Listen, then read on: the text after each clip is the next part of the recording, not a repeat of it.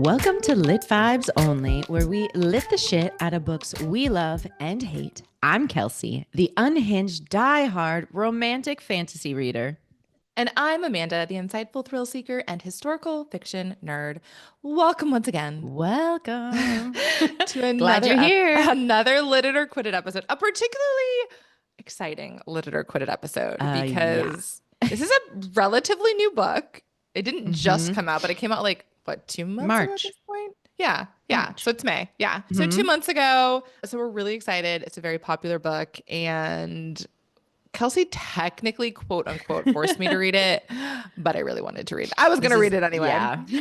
But before that, socials. If you are not following us, you should be. We are on Instagram at litvibesonly_podcast. And we are also on TikTok and YouTube at Lit Vibes Only Podcast. So if you're not following us, pause this podcast right here, go over and do that, and then come right back. We'll be here waiting for you.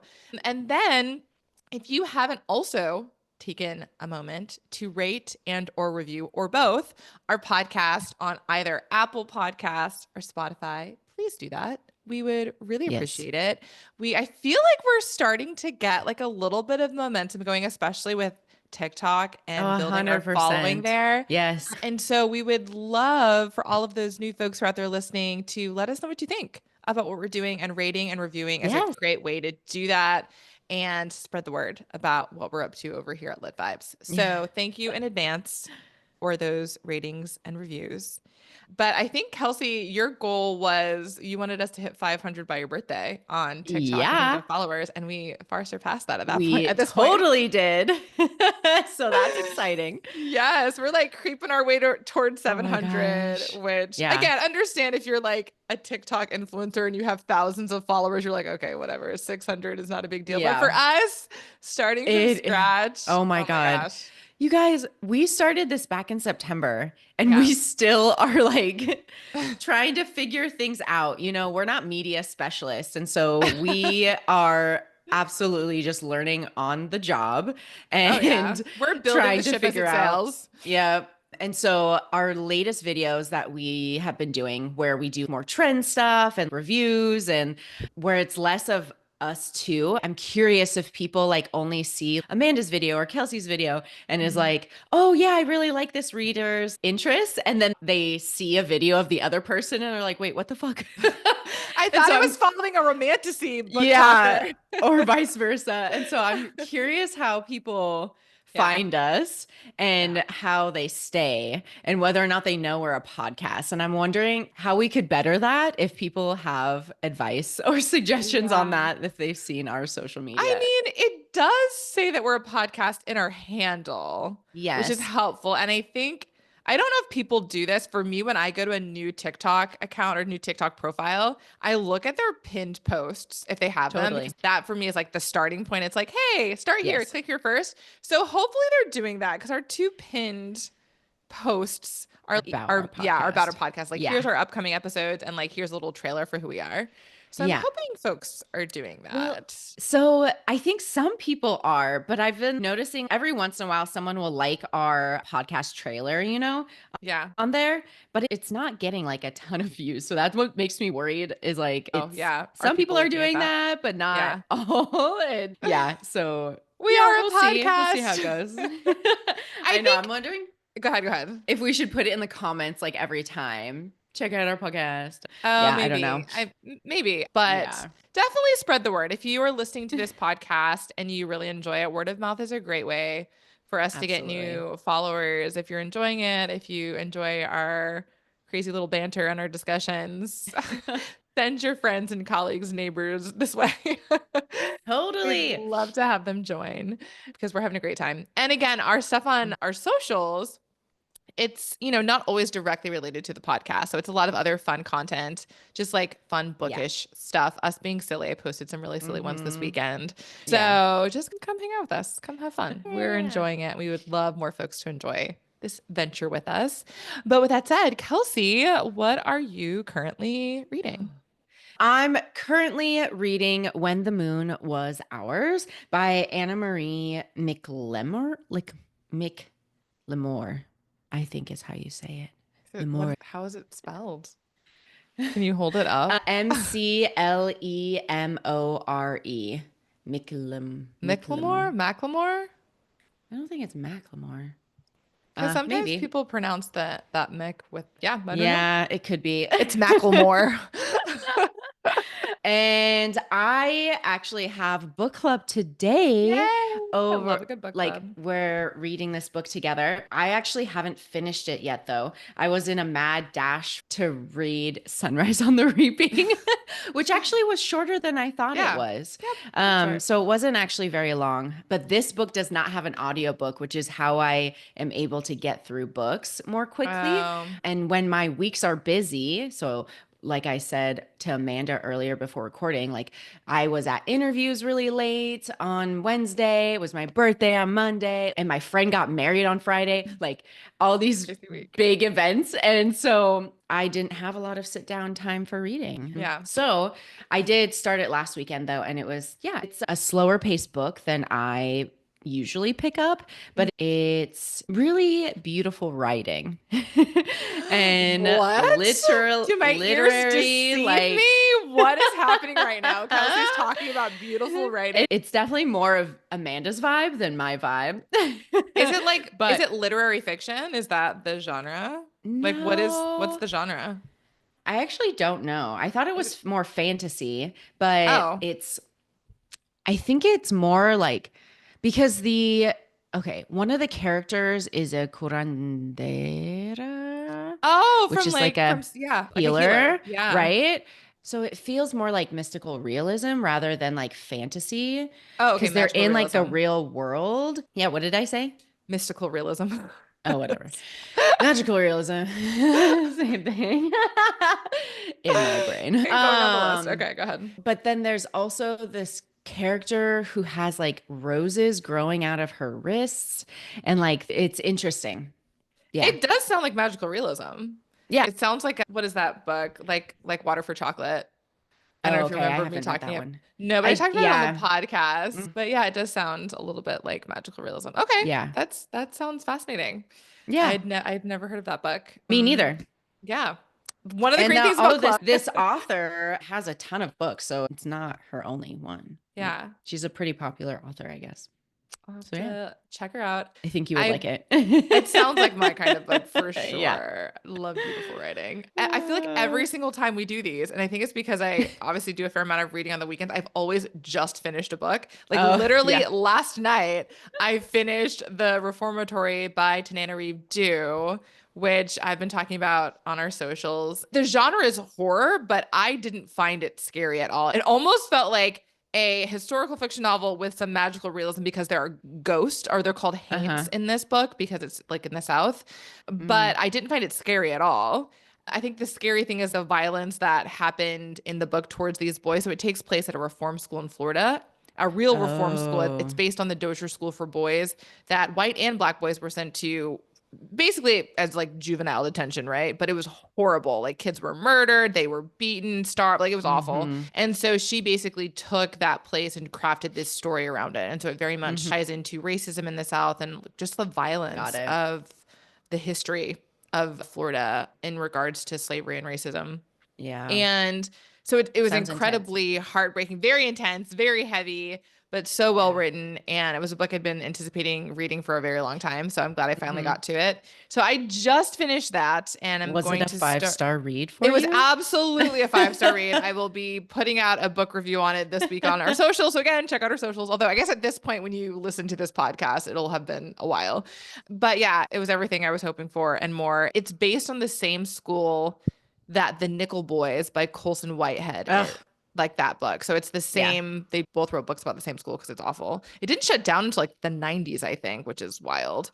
So yeah, so I read that There's- and then, oh, go ahead, go ahead. I was just gonna say, like a connection to boarding schools Oh yeah, for yep, Indigenous she folks. Like mentions there are that. Yep, still boarding schools like open, yep. you know, and it's not like how it was necessarily back when, They yeah, started. people were being murdered and raped Yeah. and killed, you know, Mhm. all those things, but they're still open. Yeah. And that's still Yeah. very much a thing and part of Yeah. possible She trajectory. talks about that in her author's note at the end. She's like, even though this story is based on the Dozier School for Boys, she's like, I wanted it to be an amalgamation of these schools, the kind of indigenous boarding schools where kids were taken to basically have their culture ripped away from them. She's like, all of those institutions very much were using very similar horrific practices and on children. So yeah, it's a heavy read, but so good. Such a, I think, important read as well, because a lot of folks just don't know that history. Yeah. And so, yeah, I just finished that. And then I'm going to start Nice. reading a very different book.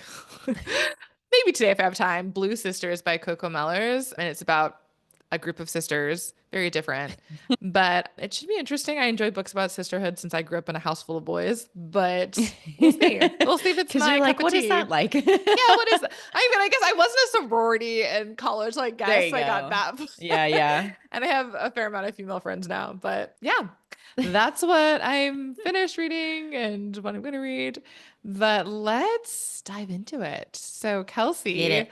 even though you didn't force me to read it, we're going to follow the Yeah, same I format did. that we always do. Kelsey, why did you choose this book Oh for me my to gosh. read? Okay. So Sunrise on the Reaping, we read because it was a very, what is the word? The I don't release know. of it was very anticipated and anticipated Highly anticipated release. release. Thank you. And I have loved the world of the Hunger Games. The other prequel that came out, what, a couple years ago? Mm-hmm. The The Ballad Songbird. of Thank you. Songbirds and Snakes. Yeah, that one. I loved that one. And then the movie that came Mm-hmm. out So good. afterwards. Yeah. Oh my gosh, that was so good. And I just love the not the Mockingbird, the Hunger Games Walking. universe. This is Hamish's story. Okay. And then when it was released, people came out and they were just like, this is a heartbreaking story. You have to read it. And Mm-hmm. I was so excited about it. So those are the reasons why we read it. Okay. Yeah. Those are good reasons. I think you also have a question to ask me. So, Amanda, was this a lit it or quit it for you? Short answer. Yeah, definitely a lit it. Like obvious, like Kelsey very much did not force me to read this book. We were both Woo! planning to read it. We are both very excited to read it. We've enjoyed the Hunger Games books. So yeah, definitely a lit it for me. I think I did end up giving it 5 stars. Yeah. This is But still a win for me, though. This still counts no, this as a lit definitely it. does Yeah, not it count. 100% No, does. because you already Yes. knew in advance that Yes. I wanted to read it, was gonna like it. Like that's But didn't know you were going to give it 5 stars. Yeah, no. well, it was going to be either Totally 4 or counts. 5. Like it's a Hunger Totally Games counts. book. Okay, fine, whatever. Anyhow, let's jump into the summary for this book. Let's do it. It's not a super long book, but it's a Hunger Games book, so there's a lot happening. So much happens. So as Kelsey said, this is Hamish Abernathy's story, and if you've only read or watched the movies, like the first 3, you'll know that he's the mentor for Katniss and the other folks from District 12. So it's his story. It takes place during the 50th Hunger Games. So this is the second quarter quell. And because it's the 50th and it's like a big anniversary date for the Capitol, they've decided like the best way to celebrate would be to double the number of tributes who are going to this game. So we find Hamish living in District 12 with his mom and his younger brother, Sid. And the reaping comes around, and while they're at the reaping, there is an incident where one of the young men whose name is called, tries to make a break for it. It turns into this huge scuffle, and in the process of doing this, Hamish's love, who is Lenore Dove, who is a relation to Lucy Gray, Baird, I think Bard. Yeah. From the Ballad of Songbirds and Snakes. She goes in there and tries to help save this young man from the peacekeepers who are accosting him. And long story short, that young man ends up dying. And because Hamish got involved, because he was basically trying to protect Lenore, they're like, hey, you're actually going to take the place of this young man and go to the Hunger Games instead. So that's how he ends up in the Hunger Games. His name actually wasn't drawn. He just basically pissed off the people in power, and that's how he ended up going. So, of course, he's devastated. He's heartbroken to have to leave his great love and his mom and his younger brother. One of the things to know about Lenore Dove is that kind of similar to Lucy, she is hot-headed and independent and very much about overthrowing the Capitol and not just maintaining the status quo and going along with this horrible existence that they've been given. She's very much against the Hunger Games and the Reaping, and she finds ways to act out and protest. And she's already been, I think, basically briefly imprisoned twice at the start of this book for her actions against the Capitol. So she is, at least in the eyes of the Capitol, a troublemaker and not afraid to speak out for what she believes. And she's also a talented musician like the rest of her family and enjoys singing songs. One of the things to note is that her namesake is the woman in Edgar Allan Poe's novel, The Raven. And so that poem is recited throughout the book in different excerpts. So just a little note for literature lovers. So he heads up to the Capitol. The other folks who end up going with him are Luella, who's a young girl who he sees as his younger sister since he never had a younger sister. Azalee, who is a twin, and she's stuck up, snobby, wealthy girl, and Wyatt, who is an odds maker. And so he's very good at figuring out the odds of what is likely or not likely to happen. So very much in a probability, and he's very good at it. One of the fun things about Maisie, which we can talk about in our discussion, is that she is the original owner of the Mockingjay pin that we see pop up later in Katniss's story. So I thought that was great. So they end up heading off to the Capitol. Because they're District 12, nobody really cares about them. Their stylist is a hot mess. And as they're preparing for the opening parade, there is another incident in which Luella, the youngest of the 4 District 12 tributes, is killed. And of course, Hamish is absolutely heartbroken. He wants to make sure that her death isn't just covered up and swept under the rug. And so he makes a point of taking Luella's broken dead body and essentially depositing it on the steps of President Snow's house, which doesn't go well.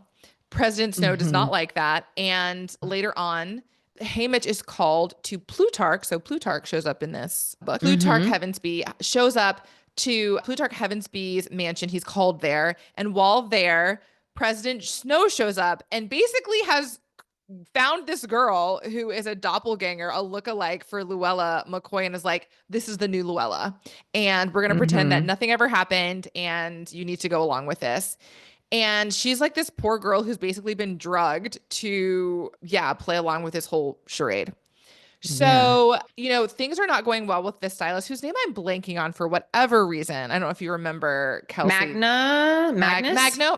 Maybe, yeah. Something like that. Magno, I think. Yeah. And he's just not reliable. He shows up and he's just a hot mess. And so eventually Effie shows up to replace him. So Effie is, again, another person that you should recognize from the Hunger Games. She ends up becoming their stylist because Magno can't get his shit together and basically helps them prepare for their big interview. And because they're District 12, because they're already going to struggle to get folks to sponsor them, she basically, along with Wyrus and Mags, who are their actual mentors, tells Hamish that in order to get sponsors, he should play this whole rascal role, like he's a bad boy, etc. And he does that, and it's pretty effective. Also, during this time, they're all in training. And while they're in training, they're scoping out the other districts and trying to see if they should make alliances and what the story is. And this is where we meet a young boy named Ampert. Ampert is the son of, I think, a district. I don't remember which district his dad is from, but his name is BT. Is it District 3? Okay. Yeah. District 3 and Beatty. Yeah, Beatty. District 3, and his name's Beatty, and because he engaged in an act against the Capitol, he's being punished by having his son in the reaping. So Ampert goes around and basically gets a bunch of the districts to form an alliance against the careers, right? So those are folks from District 1 and District 2, and their goal is if we band together and support each other, maybe we'll have a chance. Yeah. At the same time, BT is also, along with Plutarch, working with Hamish and being like, hey, you could, carry out an act of sabotage while you're in the game. The game can be broken like anything can be broken. And so they develop this plan. They hatch this plan to flood the arena. They give Hamish all of the tools that he needs in order to do that. Hamish doesn't tell anybody else about this plan. So it's really just him and Ampert that are in on it. And because of that, when they do finally get to the arena and the games start, he decides to separate himself from the rest of the alliance that they form. I think they call themselves the newcomers. So it's like the newcomers versus like these career folks. And so he goes off on his own to carry out this mission because he doesn't want to endanger anybody else's lives while they're in the arena. So he essentially goes off by himself. And again, I'm not going to get into a ton of the details because you should read the book yourself. But he goes off on his own and runs into Lulu. So like Luella's fake, her decoy essentially. She ends up dying. I think she ends up getting like poison, inhales poison from some flowers. She dies. So now he's alone. And he ends up finding the entrance to get underneath the arena so he can flood, right, this area. Ampert shows up so that he can help him carry out this task because they need to work together to blow it up. They do, in fact, blow it up. They do cause a flood, but in the process, the game makers release these mutts, which are like these freaking terrifying squirrels. God. Yes. That literally, I mean, they eat Ampert like down to the bone. Like all that is left is his skeleton. So that's just really horrifying. And so yes, like technically Hamish has completed his task and like blown up this water tank, but it wasn't enough to completely shut down the game. So now he's like, great, I did this thing. It didn't quite work. Ampert's dead. Now what? So long story short, obviously folks are dying all throughout this on both sides. Yeah. And he ends up getting reunited with Maisley. And honestly, at this point, we realize Maisley is like not a snobby, stuck-up bitch. She's actually quite great. And I really liked her. We'll get to that later. So he's like, you know, is there something else we can do to bring down this game? And he does know that there's a generator on the outskirts of the arena, which he does find, but it has a force field. So he's not able to do anything to destroy it. So again, there's just a lot of back and forth. There's a lot of these moments where they encounter other careers. At one point, he and Maisley are together. Some careers show up. Some game makers are there because there was an issue with the arena based on the flooding that happened. And so they're in the arena. And so the Hunger Games contestants use this opportunity, particularly Maisley and one of the careers, I think her name is Marit, and kill some of the game makers, which is like, oh, like never been done before. As payback for that, both Marit and Maisley are killed by mutts that are released on them. And so Maisley also ends up dying. At this point, the only other newcomer that is still alive is Welly, who's like this tiny little girl. She's basically been hiding up in a tree this entire time.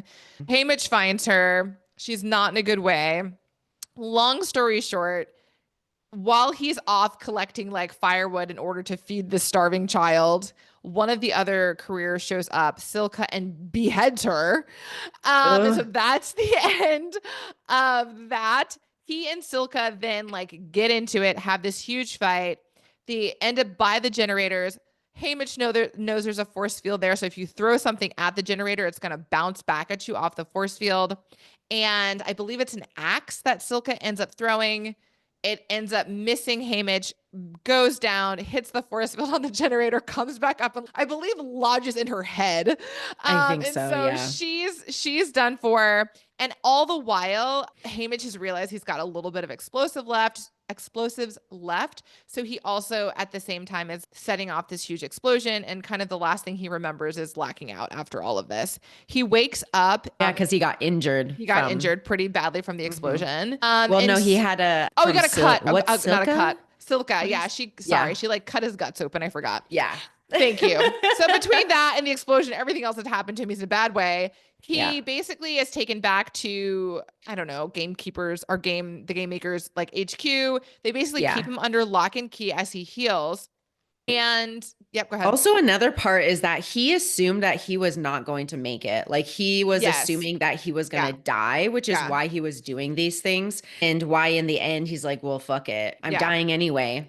Yeah. He definitely had zero intentions of making it out of the Hunger Games alive. Yeah. Which is fair. He does survive and is, again, basically kept prisoner by the Capitol as he's healing. And President Snow at this point is basically using him as a puppet. And it's like, you need to do what I say, because if you don't, I'm going to harm your family. And I'm trying to think what else he threatened him with in order to keep him in line and play the part of like the happy victor. But Yeah. essentially, he is finally released from the Capitol after doing a little victory lap and making an appearance on television and, Yeah. playing the part. He gets sent home with the 3 dead bodies of the folks that he came with. He gets home and almost immediately after arriving, he finds out that his family home has burned down with his mother and his brother in it. So he has just lost his family pretty much as soon as he gets back home. Yeah. And then his one kind of like light in the I know. darkness is Lenore, right? She's still there. She's Still just been alive. released. She's still alive. She was Ugh. like being held by the peacekeepers. So they have this reunion, and I'm like, oh my God, thank goodness. This is the Hunger Games that has a happy ending. But And no. just as they're getting together, she finds a bag of gumdrops, which is like her favorite candy, on the ground. And she assumes that Hamish has left it there for her while he's waiting for her to arrive. And so she eats, or he actually feeds one to her, Oh actually. my God. But Yeah. needless to say, the gumdrops have been put there by President Snow's cronies. They are poison. Lenore Mm-hmm. literally dies in his arms, and Hamish is done for. Like, he's just done. Like, that was the final straw that broke the camel's back. He ends up turning to alcohol to just smother the hurt and pain. And that's it. And that's kind of how the story ends. He Oh my isolates himself from God. everyone, is like living alone in the victor's village. But then there's an epilogue where Mm. we see that, Hamish has essentially been telling this story to Katniss and Peeta about his past and his experience. Mhm. He's now in a much better place. He's found some peace. And so it does end on a happy-ish note. But this book is Yeah. devastating, as all the Hunger Games books are. So Oh that's my it in God. a nutshell. It's a quick read though, and if you love the Hunger Games, you should definitely read it because I feel like it's very much on par with her other books for Yeah. sure. Oh my God. I was just tearing Yeah. up, just like, the whole Lenore scene. I was like, Yeah, that's no, what got me. I didn't cry at I'm any gonna other point in the die. book, and then that one I was like, wait, what? Are you Oh, kidding me? I was like, but of course it had to happen. It can't be a happy ending. And he's a yeah. hot mess in Oh, the original Hunger Games. So oh my yeah, God. Yeah, he but was that's a it. hot mess. Just Hot his drunk mess. self. Yeah, can't get it together. And it's like, oh, I Um, can understand why. yeah. God. Where do we even start? With the positives. You have to ask me what I liked about it. But is there anything you didn't like about it? No, I mean, obviously I had to find some 1-star reviews for later in this episode when we talk about our literally the best and literally the worst. Yeah. And so I know what some other folks had issues with, but I Okay. think because I don't know about you, but I did not do a reread of the Hunger Games Mm-mm. books before this. And I will also say, and I've mentioned this in a previous episode, I've only read the second and the third Hunger Games books. I didn't read the first one because Oh. I didn't realize when the movie came out, I was completely oblivious to the fact that they were books. I was like, Oh, oh, this is like a cool movie. And then I found it's book series, and then I was like, okay, well now I want to read it. And yeah. I don't read books after I've watched the movie. So then I just jumped right in and read the second and third books. And then again, because I wasn't really following Suzanne Collins, I actually didn't know that she had published The Ballad of Songbirds and Snakes. So again, I was like, oh, well, the movie's Uh-huh. out. Let me just go watch the movie. So I haven't read that one either. So I've read the second, the third, and then this book, and Oh, then you watched the didn't read? movies. And then I watched the movies for the first Hunger Games and The Ballad of Songbirds and Snakes. So just want to Oh my like God, Amanda. throw that out there. Yeah, That one exactly. was so good. Yeah. I mean, Oh the my movie gosh, and was you're excellent, missing so I can just so much. imagine. I probably should read it. Oh, I did end up reading like a summary of it just to see like what was missing from the yeah. movie, but I feel like the movie did a really good job of incorporating a lot of it because I was reading through the book summary. It's like, oh yeah, almost all of this was in the movie. But with that said, I think some folks felt like there was a lot of retconning in this book that didn't quite make sense. So Mm. basically, making characters in this book behave in a way or have interactions that didn't track with how they showed up in the original Hunger Games books. I see. And again, I didn't find that to be an issue. But again, maybe if I had gone back and reread the Mm-hmm. books and it was like fresher in my mind, like, Yeah. oh yeah, like Plutarch would never act this way, right? Or like it doesn't make any sense to have Effie doing this or whatever it might be. But for me personally, there were no things I was like, oh, I don't like this about the book. I think the only thing that I thought Yeah. was perhaps strange, and I don't know if it was necessary, was like there were a lot of songs in the book. So many Oh songs, yeah. right? Like every chapter there was a song. And I wasn't sure if that was Yeah, if it was necessary. Like a couple, great. Like literally a song every chapter. It did feel like too much, and that they lost their, I don't know, their power, so to speak, by having so many of them. Like I felt like they lost their Mm. effectiveness as a device by having Mm-hmm. so many. Especially because again, this is a book and it's not a movie. And so like we're not hearing it. Like when you hear that song from the Ballads of Songbirds and Snakes, it's so moving, right? Yeah. The Hanging Tree. But reading lyrics in a book doesn't quite move you in the same way. It's great and it's poetry and I love poetry. I don't think I needed as much of it in this book. So I guess Uh, that's my yeah, one I complaint. think that was like a huge tie to the It Ballad of was. Songbirds But it and was too Snakes. much. I think it was too much. There was a lot of it, but so I would listen to the book, and Okay. it was in the narrator's voice, so it wasn't like beautiful or anything. It was just Okay. that person talk singing. I don't know how to Oh, describe that. I don't know if I would like that. But when it came up, I was envisioning the album from Yeah. the Ballad of Songbirds. Yeah. Oh, Yeah. same. Because Yeah. I was like, I fell in love with that album and that Yeah. It's soundtrack. beautiful. It's beautiful. So, yeah, absolutely. Or like when he saw the video of Lucy Gray, Oh, and she was yes. Yeah, singing yeah. her Singing the ballad. song. Yeah. I loved that. That was, yeah, I was like immediately transported back. Yeah. But it makes me think, because obviously she wrote this book after the movie came Hmm. out. And was she just like, oh, that song did so well. Let me put more in this book. So now I'll have even like a better soundtrack because there's like more original songs. So I also was like, Yeah, was this like maybe. a marketing ploy as well? Like, let me Oh, I'm sure. Yeah. I mean, I'm write sure some she, music. at this point, she's like, okay, envisioning it in a movie, Yeah. right? Oh, Like this is yeah. going to be a movie. So how can I make it? Yeah. So it Yeah. translates to screen really well. No, Yeah. totally. Yeah. Yeah. Exactly. But I don't mind it. Yeah. I mean, I didn't mind it as much either. And like Uh, honestly, The Raven, I love that poem, so I didn't mind that they like went through the whole thing at the end.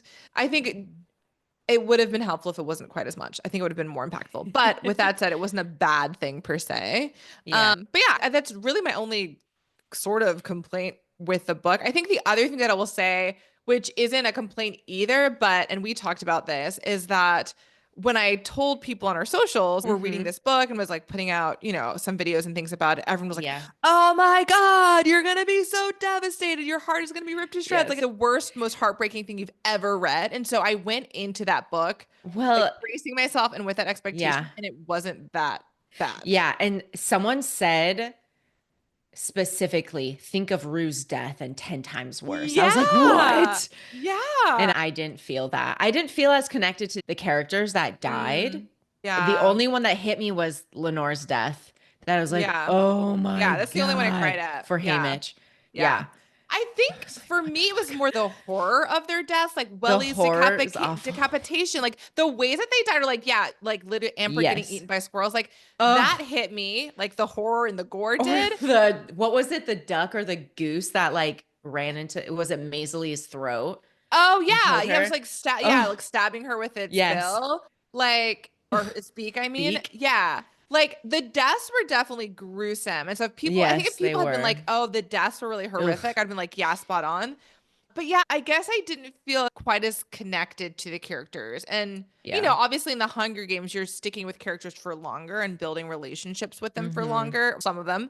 But yeah, it was only Lenore that really got me. I think honestly, Maisley got Yeah. me a little bit because I did appreciate her character arc Yeah. and the fact that she shows up as this snobby little rich girl and you find out she's actually Hmm. quite independent and headstrong and speaks her mind and like doesn't take anybody's shit, and I loved that. Hmm. But also on this Yeah. really sweet side, like she's making tokens for folks to take into the arena with them and Yeah. looking out for others and standing up for them, and seeing her transform, like she actually ended up being one of my favorite characters in the book. Yeah. She was a great character. Yeah. Totally. Yeah. Ugh. So I appreciated And that. and you know what? Thinking about the timeline of everything, so Lucy Gray won the 10th game, Yes. right? And so it was really only 15 years later that this was happening. And he No, had already, yeah, well, the no, this is quarter the quell. 50th. This is the 50th Hunger Games. It's 40 Oh, years. okay, it's Yeah, 40 so it's a lot years. longer. Yeah, so yeah. Oh, Uh-huh. okay. I Yeah. was thinking it It's was the 25th. Yeah, yeah, no, it's the yeah. second quarter quell. Yeah. So Okay. Dang. So how old would he be? He was 18 at that point, right? So he was Yeah, like so he 58. yeah, uh-huh. Damn. He's like And super old when Katniss is like doing her. yeah, he's like in his 70s, I Yeah, he's guess. old. Yeah, yeah, 80 maybe. probably 80, yeah. Okay. Okay. Interesting. I'm just like trying to think of that and like picture it. Put it all together. Yeah, put it all together because at the end of Songbirds and Snakes, that one you wonder like what exactly happened to Lucy To Gray. Lucy. Yeah, and in the end, Hamish finds Lenore's grave, and Lenore's Hmm. grave is right next to To Lucy's. Lucy's, And yeah. so I was thinking about that. I was like, what is the timeline? Okay, so it's how many years later? 30 years later then? After what? After No, it's 40, Lucy? you said. It's 40, 40. yeah. So then she died at least within that timeline, right? Mhm. We don't know Mhm. exactly what happened to her. Yeah, we still don't really know. Still, She but just at least we like do know that vanished. she's dead at this point. Or maybe they put a fake gravestone there just to throw people off and she's Or out could have. somewhere. Who frick knows? Who I love knows? that mystery, but I do really like Yeah. want to know. Like there's a deep part of me that like needs to know. I was Yeah. more connected to Lucy Gray, I think, than And like characters in this book. yeah. I mean, I could see that. I read the book, so Yeah. One of the things I liked about this book is all of the little kind of Easter eggs she put in there. Like there's a reference to the Katniss plant. I like marked it was like on page 285, right? Like Hamish leaves his pack in like a patch of Katniss. And I was like, oh, like I just like those little things, right? That yeah. connect it all together. And, obviously if you know the series and like the characters, that'll just be like, oh, I love that. But I think too, because like I was trying to think, the original Hunger Games book came out, God, I'm trying to think of I how don't old I was, but remember. like in a lot of ways, we've grown up with this series. Not entirely. Like I definitely Yeah. was. Like, I must have been in college, so I wasn't like super young, but just getting like 2008. 2000. Yeah, okay, yeah, yeah. So I would have just graduated from college, Yeah. and so I don't know, like getting to come back and revisit this world, as an adult, and it's so nostalgic, Oh and yeah. it didn't disappoint. Like I think sometimes you'll revisit things maybe from previous years and you're like, oh, it wasn't as good as I remember. Like they try to do a Yeah. remake or something and you're like, oh, what is this? But I feel like she has stayed really consistent with the quality of her books and the quality of her stories. I mean, the thing is, how many different ways can you tell the story of the Hunger Games? Like, Right. because the premise is always essentially the same. Yep. And so I think going into this, I was a little bit worried, like, okay, how is she going to make this same quote unquote story original again? Right. For Yes. the umpteenth time. Yes. And yeah, go ahead. That was the thing about it is I think that did take me out a little bit because you're like everybody's going to die, which is maybe why I didn't get attached to Yeah, people same. because I'm like, yeah, everybody's going to die and I know that Hamish lives. Like I Yeah. already know this, The ending, but yeah. it was really more about Hamish's like trauma essentially and Yeah. what led up to him being so Mhm. such the person that he was when So he met broken. Katniss Yeah. and Yeah. Peeta. Yeah. So yes. And So yeah, I just didn't feel like the power behind their deaths was yeah. as Because at this strong point, to me. yeah, like when the Hunger Games first came out, it was so impactful. Like this concept of sending these Yes. kids into like this gladiator style, like, Rue, what? yeah, Yeah, exactly. no, it Yeah. was Like no one will ever awful. forget Rue's death, right? But No. like at this point, I think we've become desensitized because you do know what to expect. You know, children are getting Yeah. slaughtered. And I feel like this book, yeah, it was more about giving us backstory on Hamish, but I think also it continued to flesh out a little bit more of the history of District 12 as well, which I appreciated. It just gave us a little bit more information about it and the people who live there and their way of life, which I liked. Yeah. Honestly, like it would be interesting to tell the story of someone from a different district. Oh District yeah. 12 is like her home base.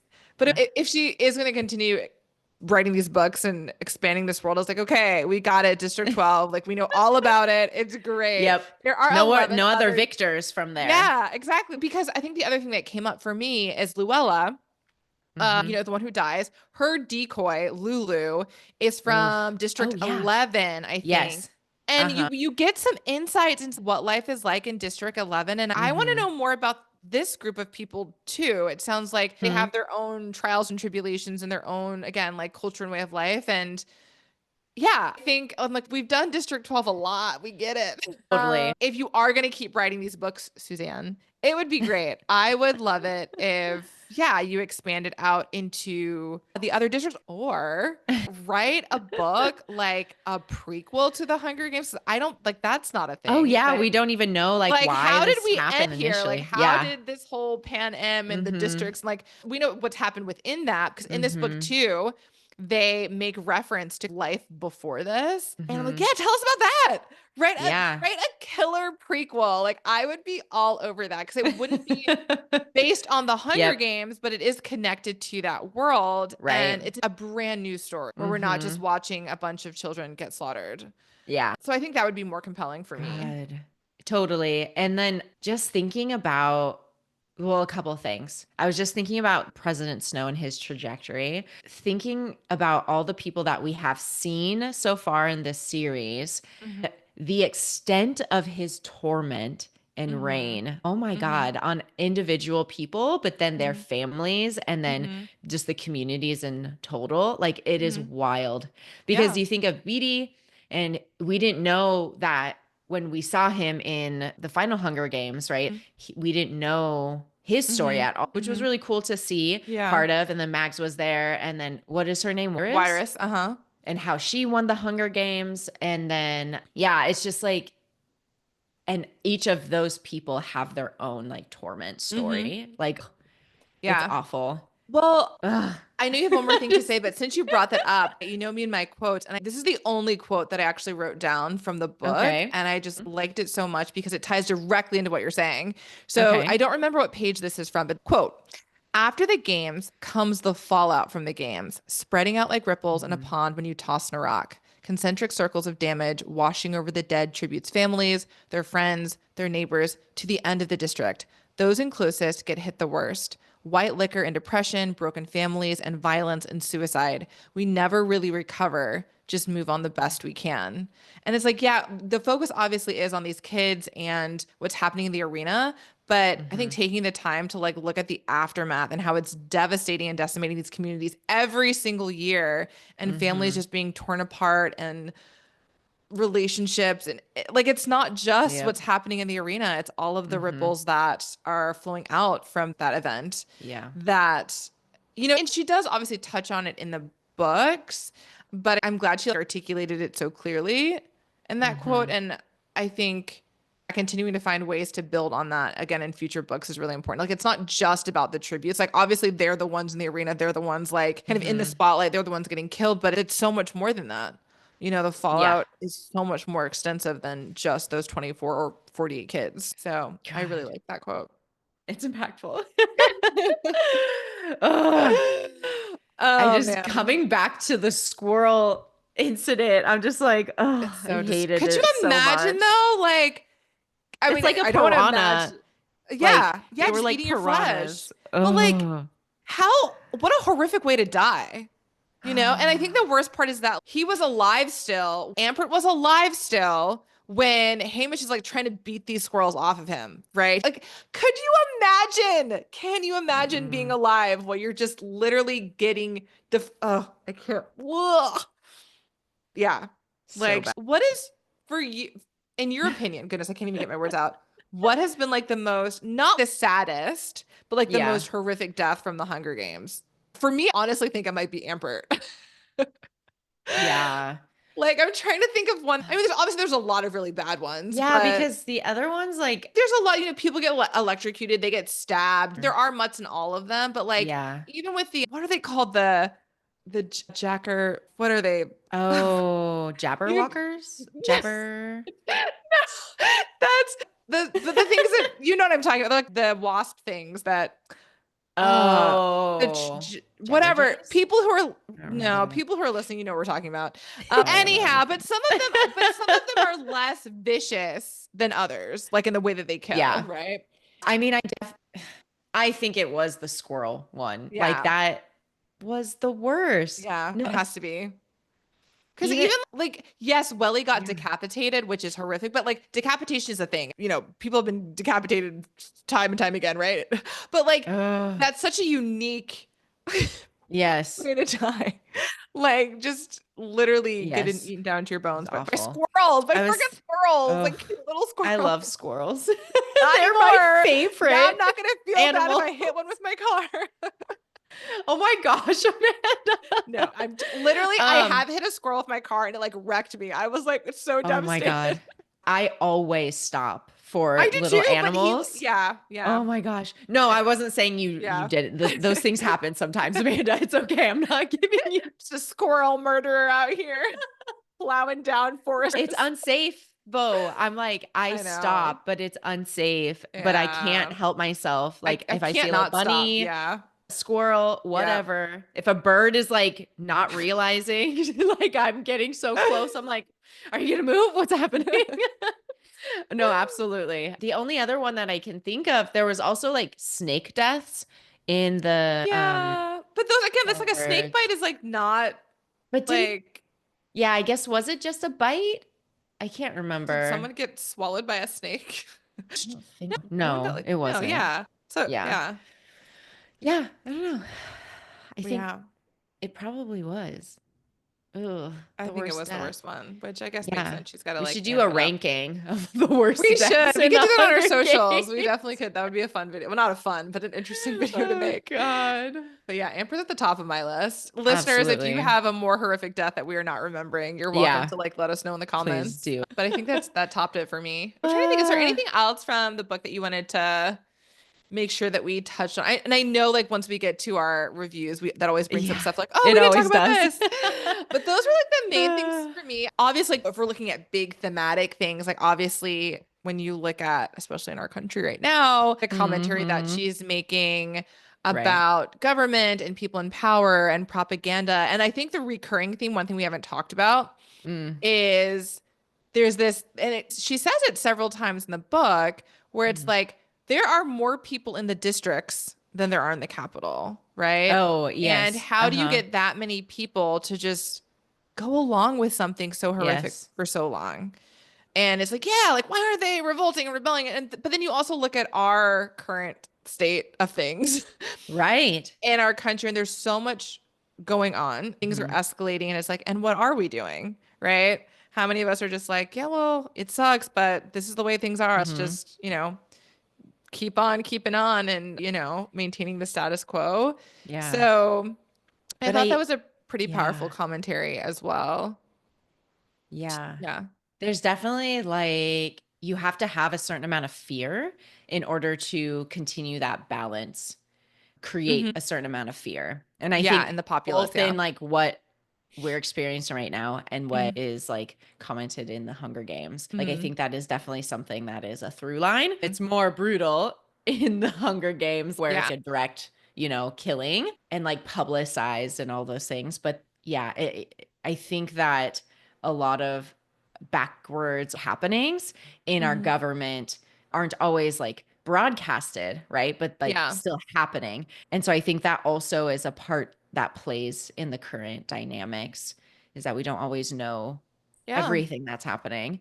Yeah. Yeah, like when people are being sent to other countries to be imprisoned and you're like, Yeah. what even goes on there? Like we Exactly. don't And know. yeah, and we're finding out after the fact or maybe not even at all, right? And I Yeah. I remember talking about this when everything was going on with Blake Lively and Justin Baldoni. Yeah. And the reason why I'm bringing it up is because we all were getting certain news and we were making assumptions about what was happening based on whatever we had access to, right? Yeah. And it's the same thing here. People are often like, do your research and fact check things, et cetera. And it's like, yes, you should. Mhm. And to a certain degree, you can, but there's also like this kind of wall where you can go no further. And it's like, Yeah. this is all the information that is available to civilians. And there are a Intentionally. lot of, yeah, intentionally. Yeah. And there are like, even if you're going to reputable, news media outlets, et cetera.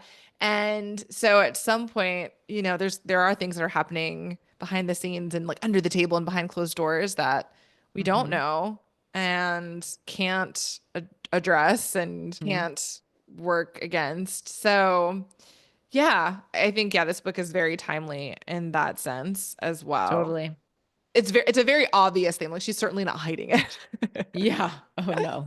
Yeah, and it's, obviously in all of her books too. But yeah, because I think there's going to be things that come up in the review. So let's get to those. But Yes. just because we want to follow protocol, Kelsey, what's your final recommendation for this book? Oh, absolute lit it. Yes, go read it. Same. Like, if you're a Hunger Games fan, you should read it. And if you've never read a Hunger Hmm. Games book, I still think you should read it because I think you would enjoy it. I mean, I still think you should probably start from the beginning, proceed from there. But it's also just like a well-written story. It's good pacing, it's got great characters, it has really meaningful, like we were just talking about, commentary and themes. And I actually just posted a video about this, but A, fiction is not just for young adults, y'all. Like, Oh, you're no. never too old to read a YA book. There are No. so many YA books that I've just found to be so moving, so well written, really Hmm. forced me to stop and reconsider how I feel about things, how I think about things. So don't let the YA label stop you, okay? They're great books. They're not just for children. That's my Yeah. little plug. Okay. Let's keep doing what we did where we were ending on a good Positive note, note. a positive note. So I will go first with our 1-star reviews. So again, for new folks, if this is your very first Lit It or Quit It episode, we're doing a little segment called Literally the Best or Literally the Worst, where Kelsey and I read 5-star and 1-star reviews from Goodreads just to Ew. like expand our discussion a bit more and to give voice to other folks' opinions outside of our own. So I'll start with my first 1-star review. This is from Anna Mikulek, I believe. And she says, I wish this book would have burned in all fire. That way, I wouldn't have had to waste my time reading nonsensical fan fiction that retcons vital parts of Oh the my. OG trilogy. I genuinely refuse to believe this was written by the same author that wrote The Hunger Games. There's just absolutely no way. I will die on the hill that this book should have followed Hamish as a victor after his games. Everything about his games was already explained in canon. We could have watched Hamish in the Capitol meeting other victors that we haven't met before, seen him mentor kids year after year just to watch them die, descend into alcoholism, go deeper into how victors were sold to people in the Capitol, the start of the rebellion, etc. But no, instead we got a boring, bad retelling of his games to tell us things we already know, but with some dumb cameos thrown in for fan service, so people are blinded by nostalgia and not realize how much of a dumpster fire this was. Anna really doesn't like this book. Damn. Anna was not a fan, but I will say, Anna, I Uh, do think that it would have been cool to follow him post games. that's not a bad If idea. if not for the sake of just not having another Hunger Games book that is primarily about the Hunger Games, like it would have been nice, like we were saying, to have a different narrative in this world. And I actually agree with her on that part. I just don't think this book is a dumpster fire, though. Definitely not. Yeah. Okay. Yep. That was intense. Uh-huh. Okay. My first 5-star review is from Clace. I honestly have no words to describe this masterpiece. It was honestly so good. Like it's been days since I finished, and I'm still hungover from this book. I am honestly trying to move on, but it's not happening. Sunrise captured me so easily, and it literally enveloped my brain. Like I can't sleep because the events just replay in my mind. I just know the movie will traumatize me even more, but I feel like everybody will end up liking this book because this is the best, her best, and certainly my favorite by her.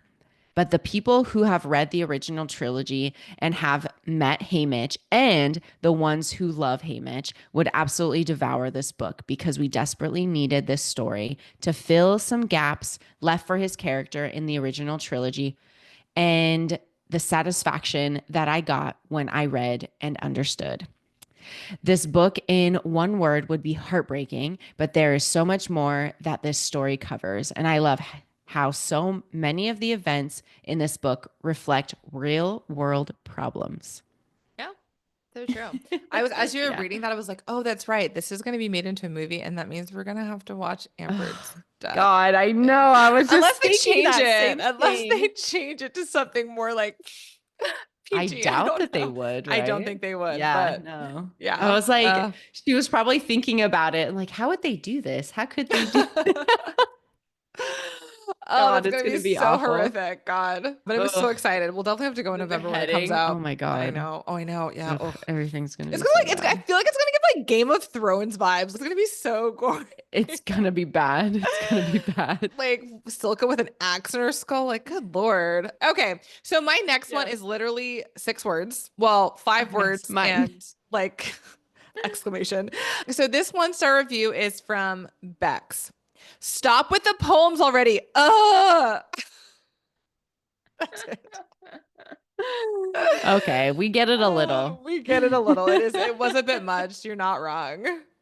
I will also So say really funny. quickly, so Yeah. less than 1% of the reviews were 1 star, right? So there were hardly Oh any, yeah. but also they were all so long. Like people not on the 1-star folks not only did not like this book, they disliked it so much that they all wrote like these like dissertations on it. Essays. Like, yeah, they were so long. I had to trim so many of them. Okay, Oh my anyhow, gosh. it's crazy. Go Okay, ahead. well, this one is also a really short one, and Okay. it's from a very well-known TikToker, Oh, a book oh, talker, okay. comedian Giannis, Okay. and she says, "I genuinely cannot do this. I seriously cannot do this. Please, someone spare me from this pain. I know too much." I mean, yeah. Again, I like didn't feel that Mhm. all the way throughout. I just felt it at the end. I wasn't like, oh Yep. my gosh, my heartstrings. I mean, I think when Hamish gets separated from his family at the beginning and has to say goodbye, and like you see him going off, that was hard. And then yeah, the last half. But I Ugh, wasn't that destroyed in the middle, just disturbed. Okay, yes. so not destroyed, but disturbed. Okay, so next 1 star is from Zach Johnson. We went from ballad to this. Zero world building, the same exact characters from book one, just thrown in by coincidence. Characters fully trust each other, no conflict, no distrust, nothing happens we don't expect. Yeah, it's difficult to create intrigue and suspense when we know exactly what is going to happen, but it's like the author didn't try. Also, didn't really learn that much more about him that we didn't know from the other books. Yet he's a completely different character, unrecognizable, again, with zero new about him. Plenty of retcons to the rest of the story, fan service, and flat characters. Throwing in, oh, my sweet Lenore Dove, and the Raven constantly was such a lazy attempt at being emotionally engaging. Why not make it about Hamish's life after the games? Half of the book was painstakingly slow pre-games where we didn't learn a thing, then flew through the games, then his actual character development is thrown together in a chapter or two. Unbelievably poorly written. There's no way Collins wrote this. It must have been an AI prompt to redo Catching Fire, but write it for a 3-year-old. Damn. Oh man! There are some aspects that I agree with. Again, I think the whole after the games would have been cool. I But you have to understand where he got the trauma from in order You to do. understand him. You do. But I Don't wonder if know. they did it if they did an after the game story. Like I feel like she's a skilled enough writer that she could have worked in those moments of kind of flashbacks, right? As he's engaging and mentoring. Oh, I Mm, remember when did this or whatever. yeah. So I think there's definitely a Hmm. way that she could have done it that would have included those elements still. But Yeah, interesting. yeah, I mean, and it was a little bit slow in the beginning, but all the books start out that way where they're, getting sorted with who's going to the Yeah. games and all that. So it didn't bother me too much. But all right, that was Zach. All Thank you, Zach. right. Okay. This next one is from Hallie. Editing this from 5 star to infinity star based on the fact that this book is all I have thought about for the last 8 days. Oh my I God. just violently sobbed for the last 2 hours. Hey, Mitch, get behind me, sweet angel. I must protect you. This took so many tiny threads from the Hunger Games universe and wove them into the most magnetic and effed up story I've ever read. Every single aspect of this book is perfect. Suzanne Collins is a masterful author, and I feel honored to have grown up with her stories. She doesn't shy away from the darkness and the optimism. That is humankind trying to survive in an unethical political climate. I was equally enchanted and horrified by every page. This is my new comfort story because I am a What? masochist. Well, I was like, wait, what? To read this before bed every night. My God. It's so funny to read people's responses because like mine are just never that exaggerated or rarely that Yes. exaggerated, Yeah. like I'm just maybe more even keeled.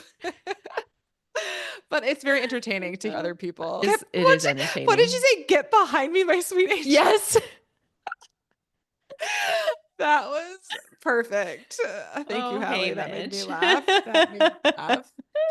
Okay, let's get through this last 1-star review. Yes. This is from Laura Beauvoir. If I Okay. had picked up this book outside of this series, I would have DNF'd and said it wasn't for me. Or if I did force myself to finish it, which I did have to force myself to finish this, I might have been more lenient than I am now. I still would not have liked it, but I'd just say it's too juvenile for me. But I feel that a standard has been set for this series, and not only is this lesser quality, I think it's actively bad. It feels like Collins chose to write about Hamish's Hunger Games because he was, at least based on my observations, the most requested character to get his own novel about his games. And part of me feels after Ballad Mm. focusing on the villain, which resulted in some people not even picking up the book, Hamish was the safe option. The original trilogy was tight, with metaphors that called back to each other, and it felt that there were just enough details to allow the world and character to feel real. And no more as to keep the story focused. This isn't an adventure series where there's always a possibility for one more book. This is a dystopia, which is a genre that requires the book to have a message. So, the first prequel was already risky, but in my opinion fit in beautifully with the original trilogy, while also telling its own complete story that could stand on its own. Whereas I feel Sunrise on the Reaping feels like an incomplete story on its own, and then is made worse in the context of the series being an unnecessary growth that only takes away from the beauty of the whole. Hmm. I That was really wordy. I don't agree. I feel like it did add to the overall world. I think we did get some important information about Hamish, a lot of important Mhm. information.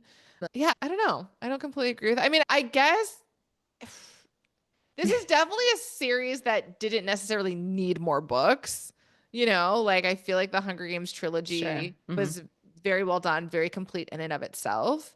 And oftentimes with things like this, I'm like, what is the driving force? Is it because Suzanne Collins really wanted to revisit this world and loved writing about it? Or was it like, oh, I can make money? I hope it's Yeah. not the latter because I don't know her, but I don't know. I want to think that she's not as driven by that, but she also has to make a living. So, you Sure. Yeah. know, so yeah, I don't know.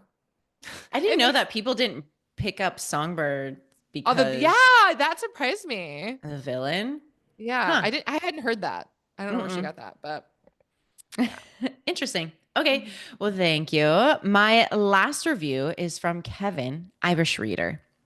It starts out with the quote, I love you like all fire. This book broke me. My absolute favorite Hunger Games book. I never thought Catching Fire could be outranked, but it has. I loved every single moment of this book. I cried so many times, the Easter eggs and familiar faces. I thought since we already knew the outcome of Hamish's games, it would affect the reading experience, but getting to witness the journey in first person with Hamish made it so heartbreaking. Seeing how he becomes the drunken Hamish we first see in the Hunger Games, it was truly devastating. I also love the political commentary in this book from Suzanne Collins. So important in today's world, how everything can be orchestrated to make you believe something that isn't the truth. Yeah. I mean, I wonder if that is also one of the reasons why she wrote this book. She's like, oh, like this actually ties Yeah, in perfectly to what's happening in our society. So could be. might Yeah. as well, right? But yeah. Oh, such a good book. Definitely read Yeah. it.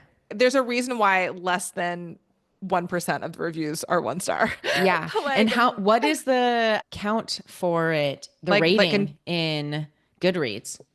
in total, how many people have reviewed this book? No, what's Or it? how Sunrise on the I know Reaping. I'm looking it up too. So let's see. There are 98,000 reviews in total and 446,000 ratings.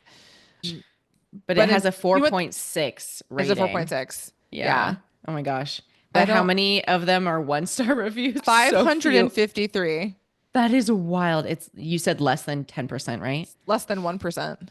Oh yeah, sorry. That's what I Yeah, because meant. there's 306,485 star reviews.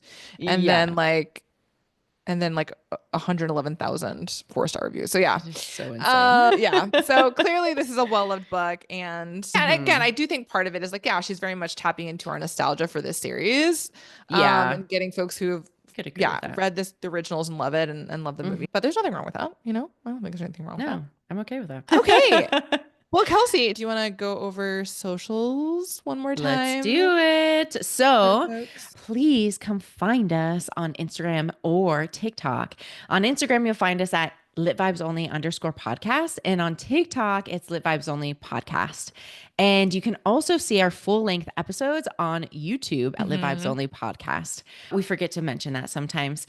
But if you have a moment, you love this episode, you really enjoyed listening to us chat about books, go rate and review us, Spotify or Apple, so that other people can see our podcast and get to enjoy it just as much as you. Yes, exactly. Yay. And as always, if you have thoughts about our comments on this book, our feedback, the reviews that we read, if you read it and loved it, read it and hated it, we want to know all the things. So comment on our socials, comment on this episode on Spotify. We really, truly love chatting with you guys. It's so much fun. I have such a blast chatting with folks on TikTok, as is Kelsey. So come chat with us. We exist outside of this podcast in real time. And we love getting to know you all. So thank you guys so much for tuning in, and we'll see you next Monday. See ya. Bye.